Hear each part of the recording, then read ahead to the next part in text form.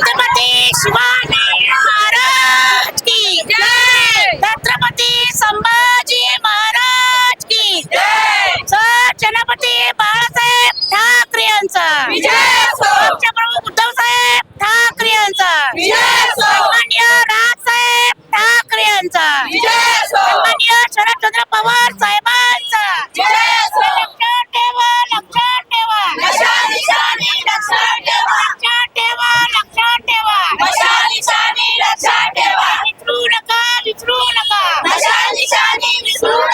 विसरू नका, विसरू नका, विसरू नका, अरे फुलता पाना भुलू नका, विसरू नका, अरे फुलता पाना भुलू नका, विसरू नका, खाऊन खाऊन पतारले, खाऊन खाऊन पतारले,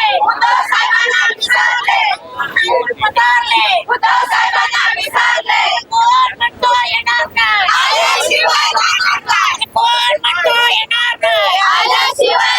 नाही, निवडून येणार, अरे ठासून येणार, ठासून येणार, उघडात येणार. लक्षात ठेवा, लक्षात ठेवा, लक्षात ठेवा, लक्षात ठेवा, लक्षात ठेवा.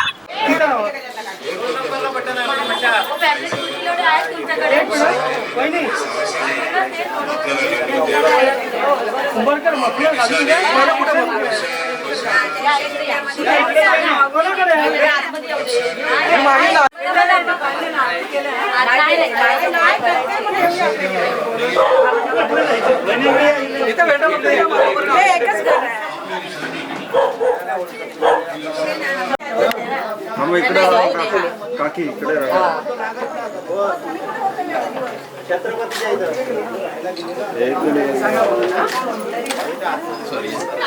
सोळा तारखेला पेढे घेऊन येणार आहे.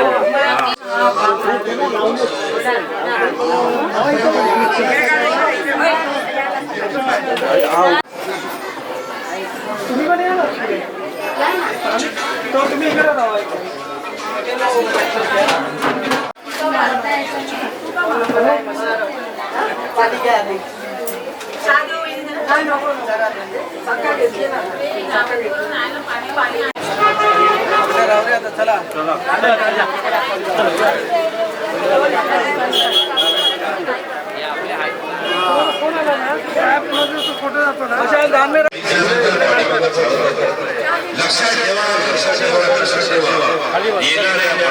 एक अतिशय सक्षम व्यक्तिमत्व, एक सक्षम महिला ही आपल्या दाराशी आलेली आहे.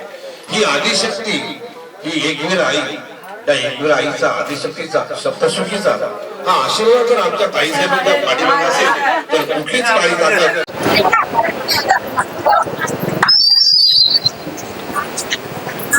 अतिशय पाटकर साहेबांनी सत्तेवर नसताना सुद्धा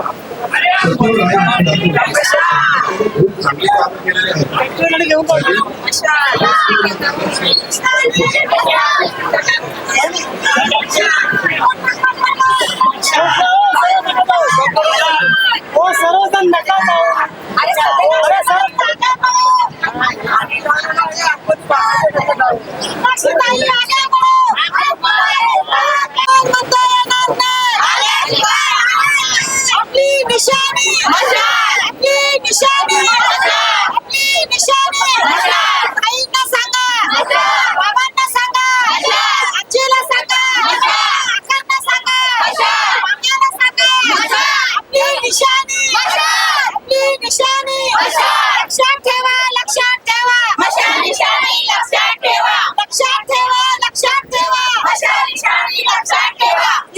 घरात बोलून आमचं स्वागत करत आहेत. खूप छान वाटतं.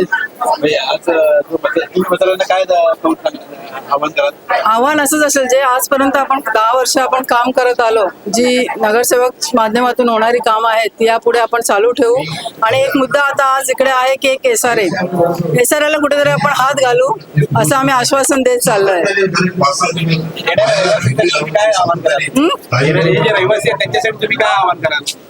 रहिवाशांना सांगेन की त्यांना आम्ही माहिती आहे, आम्ही काम घेऊन चाललोय, ते नक्कीच आमच्या बरोबर असणार आहेत, त्यांचा आशीर्वाद आमच्या बरोबर असणार.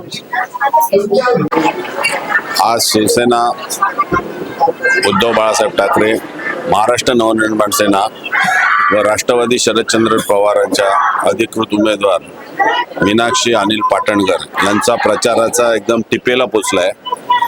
आज 153 मध्ये गेली 3 टर्म जे अनिल पाटणकरांनी चांगल्या प्रकारे काम केलंय, सर्व सुविधा लोकांना दिल्या आहेत आणि ज्या प्रकारे मुंबईचं वातावरण संपूर्ण ठाकरेमय झालेलं आहे आणि इकडील खाटल्यामधील लोकांचा रोष आहे की विधानसभेला आमच्या हातातील जो सटकलेला आहे विजय, तो नक्कीच आम्ही इथे विजय मिळवणार आहोत आणि मीनाक्षी पाटणकरांना बहुमताने इथनं निवडून येतील आणि येणारा जो महापौर असेल तो मराठी असेल आणि परत मुंबईवरती जो गेले 25 वर्ष शिवसेनेचा भगवा फडकत आहे तो फडकेल आणि मराठी माणूस खरोखर मुंबईमध्ये टिकायचा असेल तर येणारी ही निवडणूक मराठी साठी ऐतिहासिक निवडणूक आहे। तर आपल्या माध्यमातून मी संपूर्ण मुंबईतील लोकांना आव्हान करतो की तुम्ही शिवसेना, उद्धव बाळासाहेब ठाकरे, महाराष्ट्र नवनिर्माण सेना आणि राष्ट्रवादी काँग्रेस यांच्या उमेदवारांना बहुमताने निवडून द्या आणि पुन्हा भगवा फडकवा आणि मुंबईचं मराठी पण आपल्याला जपायचं आहे। हे जर आपण जपलं नाही तर पुढची पिढी आपल्याला पुढे विचारणार आहे। तर मला नक्कीच खात्री आहे की येणाऱ्या निवडणुकीमध्ये बहुमताने महाशक्तीची ताकद इकडे येणार आहे आणि ठाकरेंचा महापौर बसणार आहे। जय हिंद। जय महाराष्ट्र।